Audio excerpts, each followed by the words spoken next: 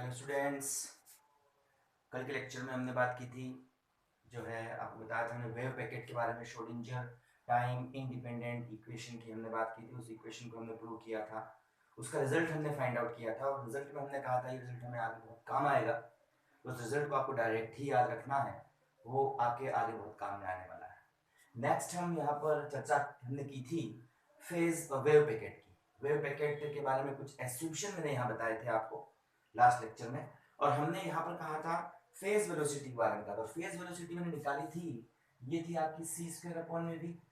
ये कहाँ से आई कैसे है, इसके लिए आप जो इसका पिछले वाला लेक्चर है वो जरूर देख लीजिए, वहां से आपको ये पता चल जाएगा इक्वेशन हमने कहाँ से फाइंड आउट की है। अब क्या है कि भाई यहाँ पर कहने का है, यहाँ पर जो सी है आपकी, ये तो वेलोसिटी ऑफ लाइट होती है ना, और v जो है आपका, ये v है, ये है आपका जो आपका पार्टिकल है, जो द्रव्य कण है, जो मास पार्टिकल है, उस मास पार्टिकल की वेलोसिटी है ना, जो मूव कर रहा है, तो उस मूव करते पार्टिकल की वेलोसिटी। वीपी क्या है, तो वीपी जो डे ब्रोगली ने कहा था, डे ब्रोगली ने कहा था कि जो मास पार्टिकल जब आपका मूव करेगा किसी वेलोसिटी से, तो इसके साथ में एक वेव इसके साथ में बिल्कुल इंक्लूड होगी, जिसकी वेवलेंथ आपकी लैम्डा होगी, और ये वेव आगे क्यों चलेगी, इसके लिए इसने अपनी इक्वेशन दी थी lambda is equal to h upon में पी, ये कहा था। और इस इंक्लूड वेव के लिए हमने जो वेलोसिटी निकाली है, वो वेलोसिटी है आपकी वीपी। मतलब वीपी क्या है आपकी, ये वेव वेलोसिटी है जो इंक्लूड है इस पार्टिकल के साथ में। तो वेव वेलोसिटी यहां पर अपने पास में ये आती है। अब यहां से अगर हम ये कहें कि यहां पर मैं कहता हूं कि because v is less than c, Einstein ने भी अपनी इक्वेशन E बराबर m इंटू सी स्क्वायर में ये चीज कही थी, और इसने ये कहा था कि किसी भी जो अपने पास पार्टिकल है, उसकी वेलोसिटी कभी भी लाइट की वेलोसिटी से ज्यादा नहीं हो सकती। या तो उसकी वेलोसिटी इसके इक्वल होगी, या फिर इसकी वेलोसिटी जो होती है हमेशा जो है आपकी वेलोसिटी ऑफ लाइट से कम होती है। जब आपकी इस इक्वेशन में ये डिनोमिनेटर की क्वांटिटी कम हो जाती है, तो इसके सामने की क्वांटिटी वीपी क्या हो जाती है, ज्यादा हो जाती है। तो इससे हमें रिजल्ट मिलता है कि वीपी इस ग्रेटर देन क्या आता है आपका सी स्क्वायर या सी। इसका मतलब ये है कि आपका जो पार्टिकल चल रहा है वी वेलोसिटी से, वह पार्टिकल्स तो पीछे रह जाएगा, और जो आपकी वेव जो उसके साथ इंक्लूड है, वो स्पीड ऑफ लाइट से कहीं ज्यादा स्पीड से चल रही है, तो वो इसको पीछे छोड़ देगी, तो वेव तो चली जाएगी आगे और पार्टिकल रह जाएगा पीछे। और जैसे कि मैंने उस टाइम पर भी इस लास्ट लेक्चर में भी कहा था कि एक अनएक्सपेक्टेड रिजल्ट हमारे पास में आता है, ये एक प्रॉब्लम क्रिएट होती है। और यहाँ पर या तो आपका जो डे ब्रोगली आपका हाइपोथेसिस है वो गलत है, लेकिन इसको भी डेविसन जर्मर एक्सपेरिमेंट द्वारा, डेविसन जर्मर एक्सपेरिमेंट के द्वारा इसको भी किया जा चुका है कि भी ऐसा होता है कि जब कम जो छोटा पार्टिकल जैसे अपना इलेक्ट्रॉन या प्रोटॉन है जब भी चलता है, तो अपने साथ में एक वेव को इंक्लूड करता है। तो यहाँ पर कुछ ना कुछ कमी है। साथ ही हम यहाँ पर ये फेज वेलोसिटी किसको कहते हैं, तो डी ब्रोगली हाइपोथेसिस में जो आपका क्या होता है फेज वेलोसिटी, तो velocity of a single particle, velocity of a wave which include, single wave होती है ध्यान रखना, ये आपकी velocity of a single wave है ना, विच इंक्लूड विथ पार्टिकल, जो आपका पार्टिकल जो आपका v वेलोसिटी से मूव कर रहा है, उस पार्टिकल के साथ में एक सिंगल वेव जो उसके साथ इंक्लूड होती है, तो उसकी जो मीडियम में वेलोसिटी होती है, उसी वेलोसिटी को अपन क्या बोलते हैं, आपकी जो है फेज वेलोसिटी यहाँ पे इसको बोलते हैं। ये एक सिंगल जो है पार्टिकल की वेलोसिटी होती है, सिंगल पार्टिकल के साथ में इसने एक सिंगल वेव मानी है, उसी सिंगल वेव की जो स्पीड होती है मीडियम में, उसी को बोलते हैं अपन फेज वेलोसिटी। और ये जो फेज वेलोसिटी वाला कॉन्सेप्ट है, ये डी ब्रोगली हाइपोथेसिस को फॉलो करता है। अब यहाँ पर ये प्रॉब्लम जनरेट हुई है, ये कहा गया कि पार्टिकल पीछे रह जाएगा, वेव आपकी काफी आगे पहुंच जाएगी। तो इसके लिए जो आपका श्रोडिंजर है, इस श्रोडिंजर ने यहाँ पर इसको जो है क्लासिफाइड किया। श्रोडिंगर ने कहा कि आप ऐसा न करें। यहाँ पर इसने कहा कि जब भी पार्टिकल चलता है तो पार्टिकल जो होता है आपका वो उसके साथ में सिंगल वेव नहीं होती, उसके साथ में बहुत सारी वेव इंक्लूड होती है। जैसे कि हम ये कहें कि आपका ये पार्टिकल यहाँ से चलना चालू हुआ है तो ये सिंगल वेव को जनरेट नहीं करता यहाँ से ये अपने साथ में एक बहुत सारी वेव को जनरेट करता है जिसकी एवरेज वेवलेंथ लैम्बडा 0 होती है, और जो यहाँ पर वेवलेंथ का ग्रुप होता है वो lambda 0 plus minus del lambda की रेंज में होता है। तो यहां से इसने कहा कि इससे जो भी आपका जब पार्टिकल मूव करेगा, इलेक्ट्रॉन या प्रोटॉन मूव करेगा, तो यहां से ये एक सिंगल वेव को जनरेट नहीं करेगा ऐसे, बल्कि ये अपने साथ में बहुत सारी वेव्स को जनरेट करेगा। ये ऐसे वेव को जनरेट करेगा, इस तरह से जनरेट करके चलेगा, फिर ये इस तरह जनरेट करके चलेगा, फिर ये ऐसे जनरेट करके ऐसे चलेगा। अपने दो वेव्स ले लिया और हम जानते हैं आपके प्रिंसिपल ऑफ सुपरपोजिशन से कि जब वेव का क्रिस्ट से क्रिस्ट मिलता है तो वहां पर इंटेंसिटी क्या होती है आपकी मैक्सिमम हो जाती है, और जब क्रिस्ट से ड्रिफ्ट मिलता है तो वहां पर इंटेंसिटी और जो आपका एम्पलीट्यूड होता है वो मिनिमम हो जाता है। तो हम कह रहे हैं कि यहाँ दोनों वेव चूंकि साथ साथ चली है तो यहाँ से जो है इनका एम्पलीट्यूड यहाँ पर तो मैक्सिमम होगा, मतलब मिनिमम से ये मैक्सिमम हो जाएगा ऐसे, और यहाँ तक आते आते फिर से क्या हो जाएगा भाई, इनका क्रिस्ट और ड्रिफ्ट मिल गया, पहली वेव का क्रिस्ट दूसरे का ड्रिफ्ट मिल गया है, तो इंटेंसिटी यहाँ पर तो मैक्सिमम होकर के और यहाँ पर आकर के देखो फिर से बना देता हूँ उसको मैं, यहाँ से चलेगी वेव और इसकी इंटेंसिटी बढ़ती जाएगी, इसकी एम्पलीट्यूड बढ़ता जाएगा और यहाँ पर आकर के वापस से इसका एम्पलीट्यूड क्या हो जाएगा, 0 हो जाएगा, क्योंकि क्रिस्ट और ड्रिफ्ट मिल चुके हैं। फिर से वेव आगे चलेगी तो इस स्थान तक आते आते फिर से इसकी एम्पलीट्यूड आपका बढ़ने लग जाएगा और यहाँ तक आते आते ये एम्पलीट्यूड मैक्सिमम हो जाएगा और फिर धीरे धीरे इसके बाद में वापस से ये एम्पलीट्यूड क्या हो जाएगा, यहाँ तक आते आते आपका मिनिमम हो जाएगा।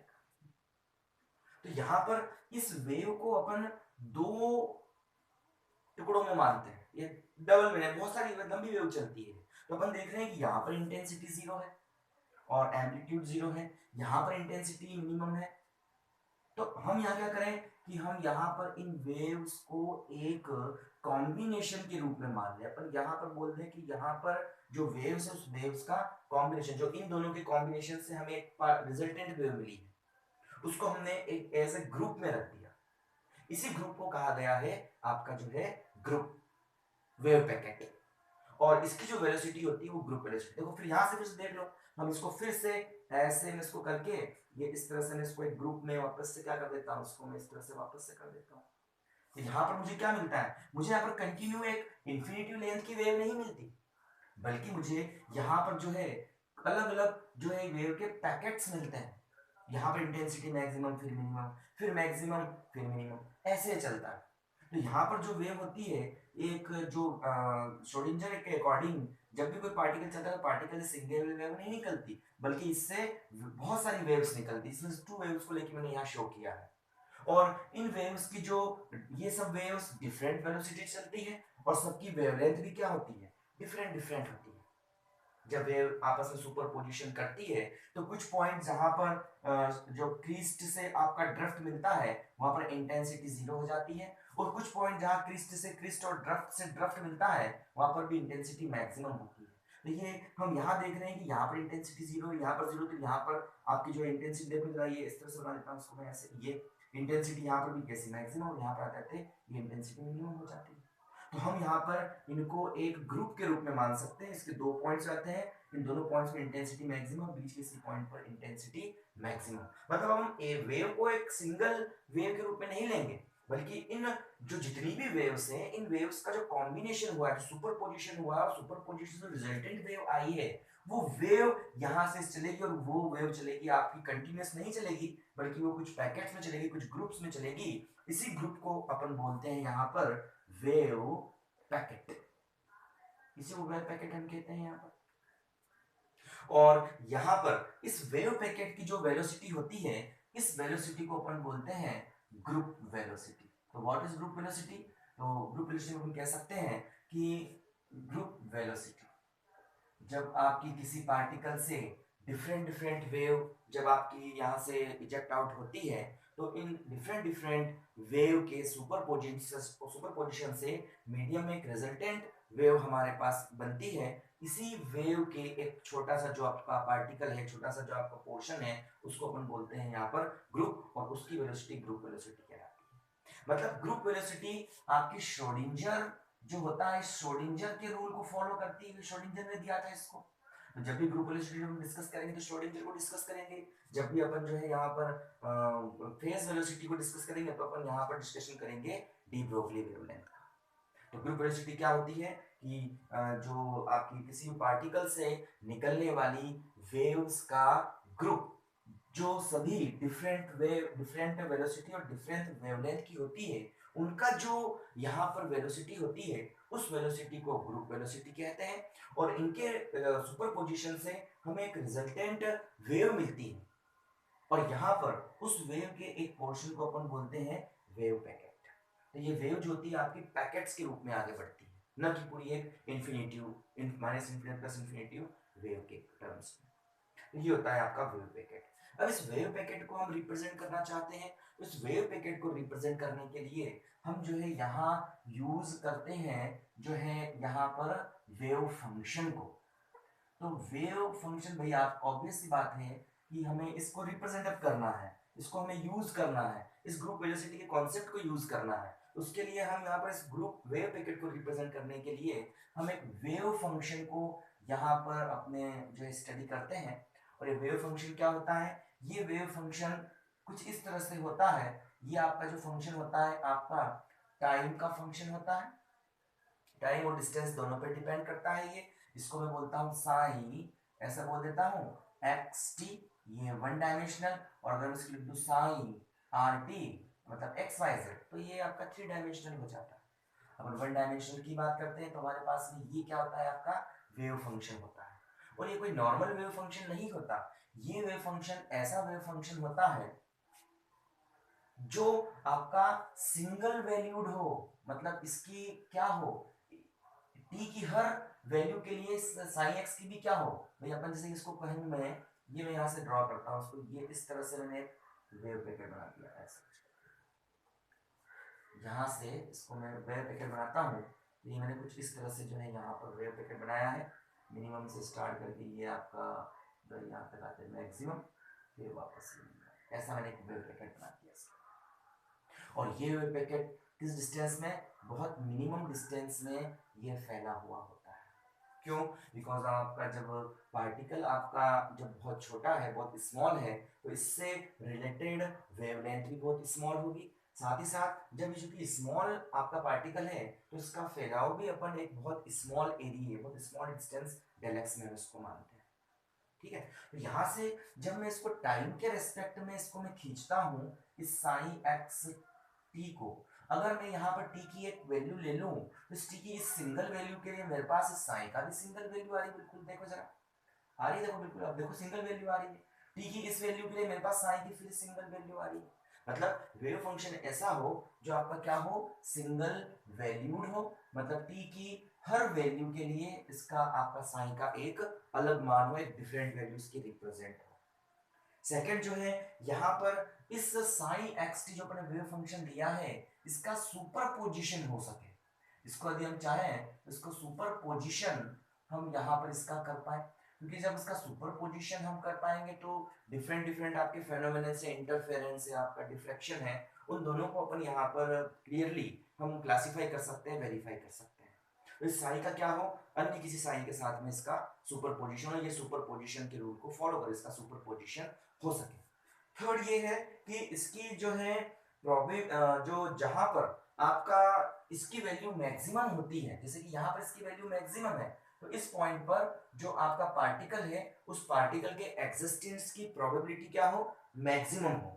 तो यहाँ पर मैक्सिमम प्रोबेबिलिटी, यहाँ पर probability is maximum to find the particle, मतलब इसकी वैल्यू ऐसे पॉइंट पर मैक्सिमम हो जहां पर आपके पार्टिकल की पाए जाने की maximum probability to find the particle.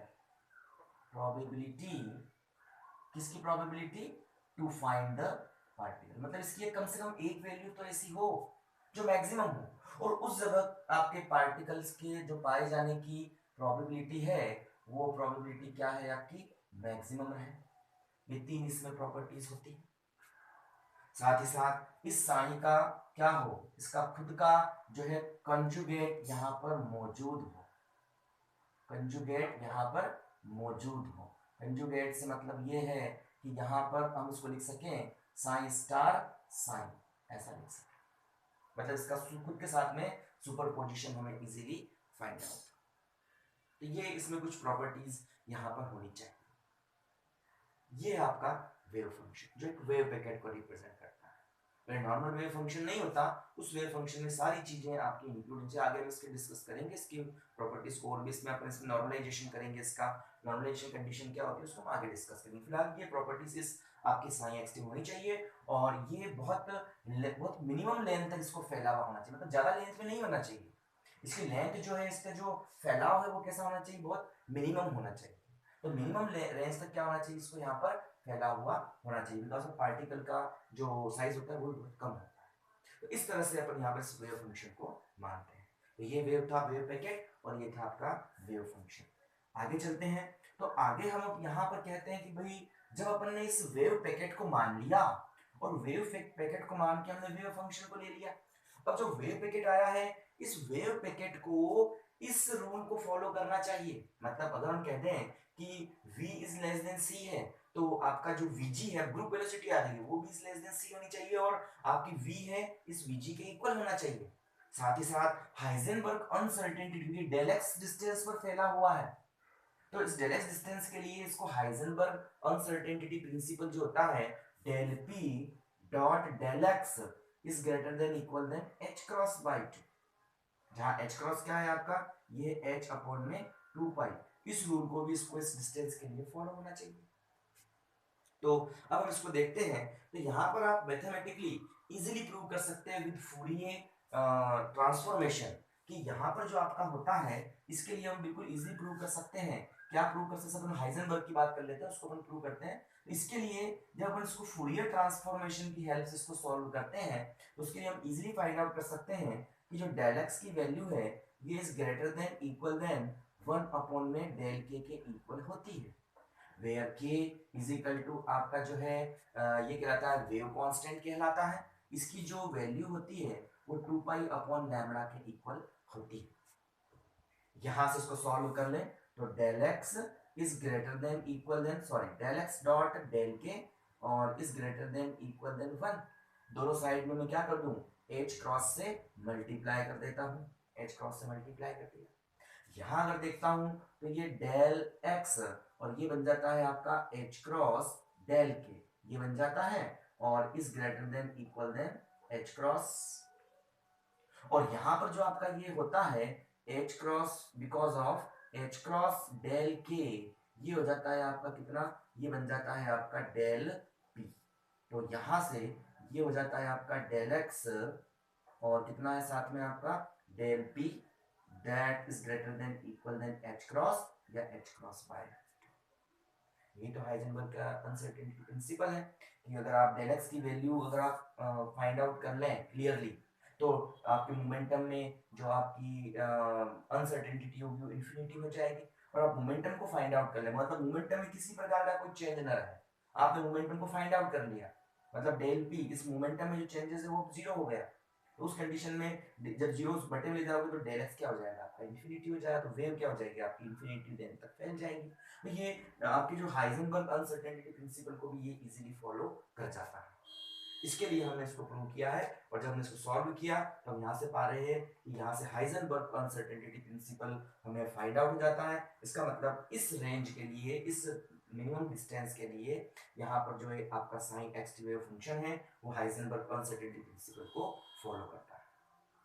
ठीक है ना। तो ये डेल पी की मैंने कैसे लिख दिया था, तो डेल पी मैंने ऐसे लिखा था, यहाँ पर देखे जरा, मैं यहाँ पर अगर मैं कहता हूँ इसको, तो ये देखो वही चीज है, मैंने लिखा है del p is equal to, मैंने लिखा है एच क्रॉस डेल के, ये मैंने लिखा है ना।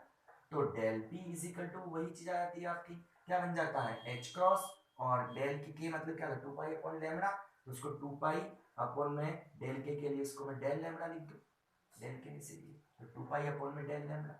और उसको ध्यान से देखें तो ये वैल्यू किसकी होती है, मैंने कहा था अभी ऊपर, यहाँ पर मैंने लिखा था कि आपकी जो h क्रॉस की वैल्यू होती है वो कितनी होती है, h ओवर 2 पाई होती है। तो h क्रॉस 2 पाई मतलब कितना बन जाता है, h बन जाता है। तो del p is equal to कितना बन जाता है आपका, ये पूरा बन जाता है h अपॉन में डेल लैम्डा। भैया यही तो चीज आ गई, lambda is equal to h upon p। तो लैम्डा इधर रख दो, तो del lambda is equal to h upon में डेल p। तो ये यहीं से तो आया है, इसलिए del p is equal to h cross k के इक्वल आपका होता है। बिल्कुल इसको अपन मान लेते हैं। अगेन अब अपन इसकी वेलोसिटी को इक्वल करते हैं। मैं कहता हूं कि वेलोसिटी, इसकी वेलोसिटी ग्रुप वैल्यू, जो ग्रुप वेलोसिटी है vg, वो आपके बराबर हो जानी चाहिए किसके, वो आपकी इस पार्टिकल की वेलोसिटी के बराबर होनी चाहिए, ठीक है ना। तो यहां से अपन ये तो सारे ध्यान रखना कि ये जो इसमें जिसकी मीन वेवलेंथ होती है वो लैम्डा 0 होती है, और यहां से जो रेंज फैली हुई है, रेंज कितनी होती है इसकी, lambda plus minus del lambda. मतलब इसमें लैम्डा के आसपास की सारी वेवलेंथ इसमें रिप्रेजेंट है, और लैम्डा 0 क्या है इसकी, ये इसकी मीन वेवलेंथ होती है जो इस रेंज तक फैली हुई होती है। इस तरह से हम इसको कहते हैं। अब आगे हम यहाँ से कहें तो एज वी नो, जैसे हम जानते हैं E इज इक्वल टू होता है आपका एच न्यू, ऐसा होता है, जानते हो आप इस चीज को। तो E is equal to h nu लिख देता हूं मैं, E is equal to h nu, और H की जगह में H की वैल्यू रख दूं फिर से, तो H इज इक्वल टू क्या लिख सकता हूं मैं, H क्रॉस 2 पाई, इसको लिख देता हूं मैं H क्रॉस 2 पाई न्यू, ये बन जाता है आपके पास। और 2 पाई न्यू क्या होती है आपकी एंगुलर वेलोसिटी, तो ये H क्रॉस ओमेगा बन जाता है। इसको मैं डिफरेंशिएट कर देता हूं, तो डिफरेंशिएट जब करता हूं तो मुझे यहां मिलता है आपका, चलिए यहां लिख देता हूं मैं, ये बन जाता है आपका DE that's is equal to H cross D omega. ये इक्वेशन हमें मिल जाती है, चलिए इसको फर्स्ट इक्वेशन नाम दे देते हैं यहाँ से, ये इक्वेशन मुझे मिल जाती है। तो D is equal to H cross D omega, ठीक है, ये मैं लिख देता हूं। अगेन मैं अब देखो इसको कंपेयर करता हूं इसके साथ, तो मैं लिखता हूं, हम जानते हैं lambda is equal to H upon P, तो P इज इक्वल टू जो जाता है आपका H अपॉन में लैम्डा, ऐसे भी इसको मैं लिख सकता हूं, है ना। और यहां से H की फिर से वैल्यू रख दूं, मैं H को रख देता हूं कितना, H क्रॉस 2 पाई या 2 पाई H क्रॉस यहां से, और अपॉन में कितना है ये आपका लैम्डा है, और 2 पाई अपॉन लैम्डा किसके इक्वल है, ये k के इक्वल है। तो यहां से लिखता हूं H क्रॉस k। ये ध्यान रखना, आगे रिलेशन को प्रूव में काम में दूंगा, P equal to H cross k होता है, P equal to H cross omega होता है, आगे में जरूरत पड़ेगी इसकी। तो यहां से मैं इसको निकाल लेता हूं, ये इक्वेशन, इसको मैं डिफरेंशिएट करता हूं विद रिस्पेक्ट, मतलब मैं नॉर्मल डिफरेंशिएट कर रहा हूं उसको मैं, ये बन जाता है dk, और ये हो जाती है इक्वेशन नंबर 2, होता है बिल्कुल।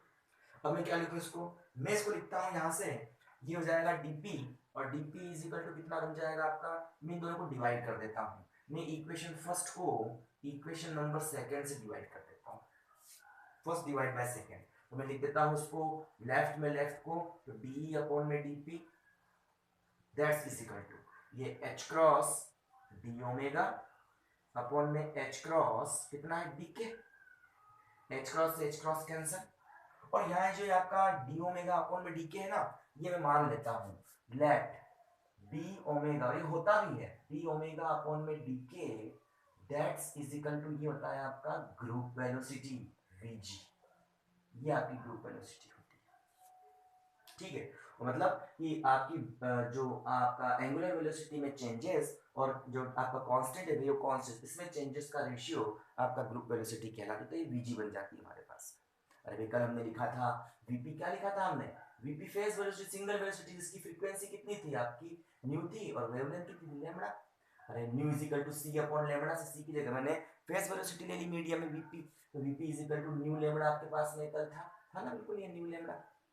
अब इसको मैं 2 पाई से मल्टीप्लाई कर दूं और 2 पाई से इसको डिवाइड कर देता हूं, तो क्या मिलता है मुझे, ये बनता है 2 पाई न्यू, ऐसा बन जाता है, और साथ में कितना बन जाता है 2 पाई न्यू, और ये लैम्डा अपॉन में ये 2 पाई, और इसके डिनोमिनेटर में लैम्डा को ले आऊं, ऊपर का ऊपर बैठेगा बैठे नीचे लैम्डा। 2 पाई न्यू क्या होता है आपका एंगुलर वेलोसिटी, और 2 pi upon lambda is equal to k. ये सिंगल वेव के लिए था, लेकिन अब क्या हो गया आपकी इसमें जो है बहुत सारी वेव्स है, मतलब सब में इसके एंगुलर वेलोसिटी भी चेंज हो रही है और के भी इसका चेंज हो जाएगा, इसलिए इसको मैंने बोला, जब इसको मैंने बोला फेज वेलोसिटी सिंगल वेव के लिए, तो मल्टीपल वेव के लिए अपन ग्रुप वेलोसिटी की बात करते हैं, तो ये आपका vg इज इक्वल टू इतना हो जाता है, ठीक है। ये इक्वेशन नंबर आपकी 3 हो जाती है। अगेन मैं यहाँ लिख सकता हूँ, मेरे पास जो बचता है, क्या बचता है, तो मेरे पास बचता है vg group velocity that's is equal to de upon में dp, ये बच जाता है, इक्वेशन नंबर 4 हो जाती है। इतना निकाल लेता हूँ इसको, ठीक है। बट हम एक चीज जानते हैं, आप जानते हो इस चीज को कि E is equal to p square upon में 2m। अरे भाई E बराबर हाफ एम बी स्क्वायर से जो अपने एनर्जी होती है क्लासिकल मैकेनिक्स में हाफ एम बी स्क्वायर होती है, तो हाफ एम बी स्क्वायर भी सॉल्व किया है मैंने। E is equal to half m v square, मैंने m से मल्टीप्लाई कर दिया, m से डिवाइड कर दिया, m is equal to p square और अपॉन में 2m, वही चीज है। तो E is equal to p square upon में 2m होता है। इसको मैं यहां ला के रख देता हूं, तो फ्रॉम इक्वेशन 4 से मुझे मिल जाता है Vg that's is equal to d upon dp of p square upon में 2m हो जाता है।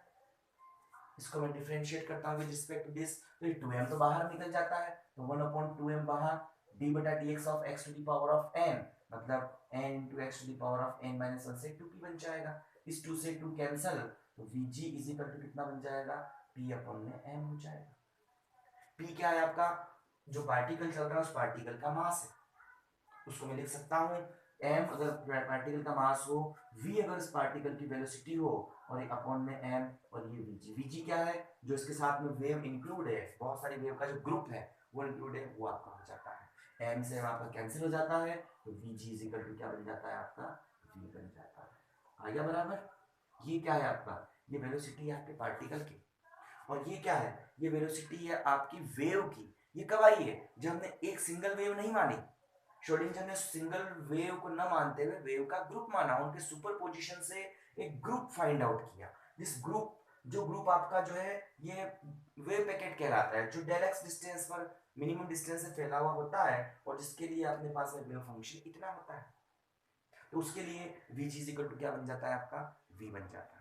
यहां से ये प्रूव हो जाता है कि अगर हम किसी भी वेव को सिंगल ना मानते हुए उसको पैकेट के रूप में अगर लेके चलते हैं, तो उस कंडीशन में क्या हो जाता है, पैकेट के रूप में लेने पर हमारे पास में जो ग्रुप वेलोसिटी आती है, उस पैकेट की जो वेलोसिटी आती है वह पार्टिकल की वेलोसिटी के इक्वल होती है। इसका मतलब कि जैसे जैसे आपका पार्टिकल आगे बढ़ेगा उसके साथ में ही क्या होगा, वो जो वेव है रिजल्टेंट वेव वो भी आगे बढ़ेगी, इसका मतलब दोनों साथ साथ चलेंगे। ये हमारे पास में यहाँ पर प्रूव हो जाता है तब जब अपन ने इसके साथ में हाइजेनबर्ग सॉरी आपका जो है इसमें थोड़ा सा अपन ने इसको डी ब्रोगली में थोड़ा सा हमने यहाँ पर सुधार किया, थोड़ा सा हमने इसको क्या किया, श्रोडिंगर की इक्वेशन से हमने कुछ एस्यूम्पशन लेकर के इसको लेके चले, तो हमारे पास में Vg is equal to V आ जाता है। और साथ ही साथ हाइजेनबर्ग अनसर्टेनिटी प्रिंसिपल को भी ये फॉलो करता है। इसका मतलब एक सिंगल वेव को लेने के बजाय एक वेव पैकेट को लेना ज्यादा सही है, और हम इसी वेव पैकेट की श्रोडिंगर ने अपनी टाइम डिपेंडेंट और टाइम इंडिपेंडेंट वेव इक्वेशन में बात करी है, जिसके लिए मैं आपको डेरिवेशन बता चुका हूँ। तो ये होता है आपका ग्रुप वेलोसिटी, ठीक है। या फिर सुन लेना, होता क्या है, जब अपन इस एक वेव के साथ, एक पार्टिकल के साथ वेव इंक्लूड होती है जो आपका डी ब्रोगली कहता है।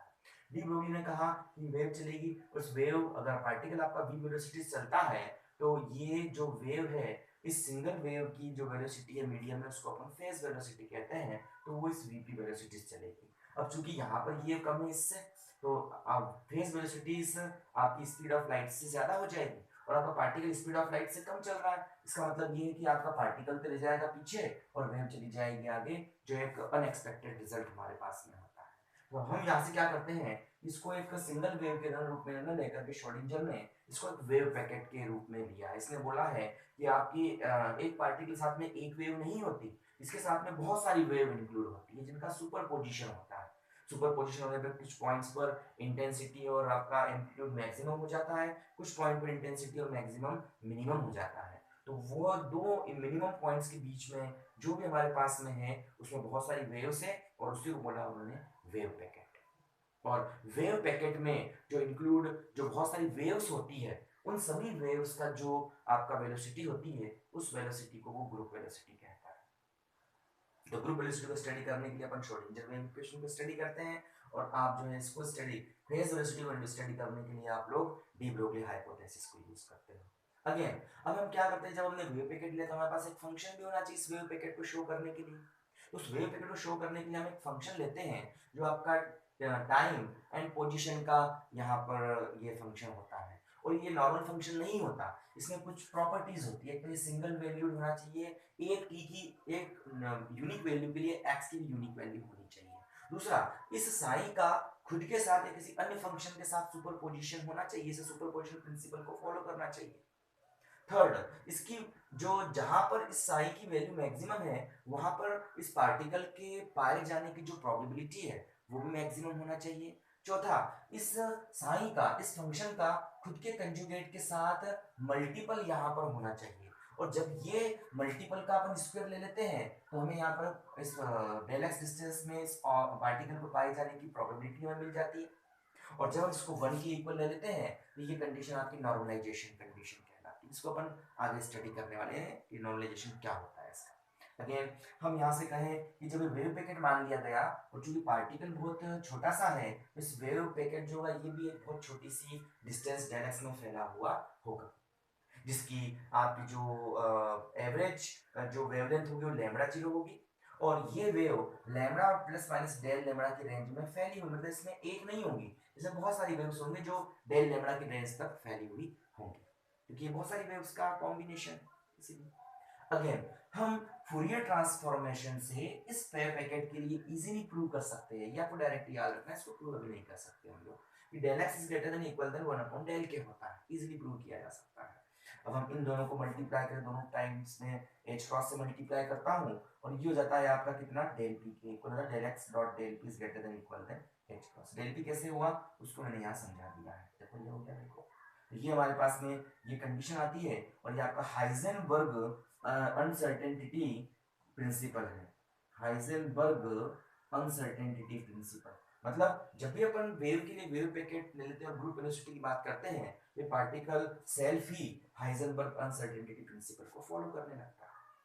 अगेन हम यहाँ से क्या जानते हैं, अब हम क्या प्रूव करना चाह रहे हैं। अब अगर हम ये प्रूव करते हैं हाइजेनबर्ग तो आ गया, हम अपने संतुष्टि के लिए ये भी कहते हैं कि भाई जो डी ब्रोगली में जो यहाँ पर प्रॉब्लम आई थी क्या वो प्रॉब्लम इसमें भी आ रही है क्या, उसको हम प्रूव करने के लिए हम लेते हैं E is equal to h nu. E जो पार्टिकल चल रहा है उस पार्टिकल की एनर्जी है इन क्वांटम मैकेनिक्स। तो E is equal to h nu होता है, तो एच क्रॉस से हमने क्या किया, इसकी वैल्यू रख दी मैंने, h cross is equal to h equal to h cross 2 pi है और 2 pi is equal to omega होता है, ये मिल जाता है। इसको मैं डिफरेंशिएट कर देता हूँ, ये मिल जाता है। फिर हम इसको कंपेयर करते हैं विद डी ब्रोगली हाइपोथेसिस। हम इसको फिर से P is equal to h upon lambda लेकर के फिर से एच क्रॉस की वैल्यू रख करके इसको मैं ये प्राप्त करता हूँ और इसको मैं क्या कर देता हूँ, डिफरेंशिएट करता हूँ, दोनों को मैं डिवाइड करता हूँ एक दूसरे, डेल ओमेगा अपॉन डेल के आता है। जैसे ओमेगा अपॉन ए की आपका फेज वेलोसिटी थी और जब इनका ग्रुप बना तो ग्रुप वेलोसिटी आएगी। तो इस रेंज में डी ओमेगा और डी के किस रेंज में जो हमें इनका रेशियो मिलेगा वो ग्रुप वेलोसिटी होगी। इस वैल्यू को मैं यहाँ पुट अप कर देता हूँ, ये इक्वेशन मेरे पास 4 मिल जाती है। बट हम जानते हैं इन क्लासिकल मैकेनिक्स जो आपका पार्टिकल, इस पार्टिकल की एनर्जी m मास और v वेलोसिटी के पार्टिकल की जो एनर्जी होती है वो इतनी होती है। मैं इसको इस वैल्यू को यहाँ रखता हूँ, यहाँ रख करके इसको मैं डिफरेंशिएट करता हूँ तो ये मुझे मिल जाता है, और p की जगह m v रख करके मैं इसको प्रूव करता हूँ तो ये vg इज इक्वल टू आता है। v आपकी पार्टिकल, उस पार्टिकल की वेलोसिटी है, vg इस ग्रुप में जो वेव चल रही है उस ग्रुप वेव की वेलोसिटी। और यहाँ पर आ रहा है कि ग्रुप वेव की वेलोसिटी आपकी जो पार्टिकल की वेलोसिटी के इक्वल है। इसका मतलब कि हम जब भी वेव को एक पैकेट के रूप में मान लेते हैं तो उस समय हमेशा आपका जो पार्टिकल होता है वो इस आपकी वेव के साथ में, या वेव जो होती है पार्टिकल के साथ में चलती है, इनमें आगे पीछे का कोई भी रिलेशन अब नहीं रह जाता। तो इस प्रकार से हम यहाँ पर ग्रुप वेलोसिटी को मान करके चलते हैं। तो ये था आपका ग्रुप वेलोसिटी का पूरा कॉन्सेप्ट, और इस तरह से हमने इस ग्रुप वेलोसिटी को यहाँ पर स्टडी किया। ये आपको ध्यान रखना है अच्छे से भाई, क्योंकि जो हाइजेनबर्ग ने और जो आपका श्रोडिंगर है उसने बिल्कुल इसको फॉलो किया था। नेक्स्ट वीडियो में हम यहाँ से जो है बात करेंगे अगले इसके बाद के टॉपिक की, और बाद के टॉपिक में हम जो है देखेंगे आगे आने वाली चीज़ों को, इसी से रिलेटेड चीज़ों को। फिलहाल आज के लिए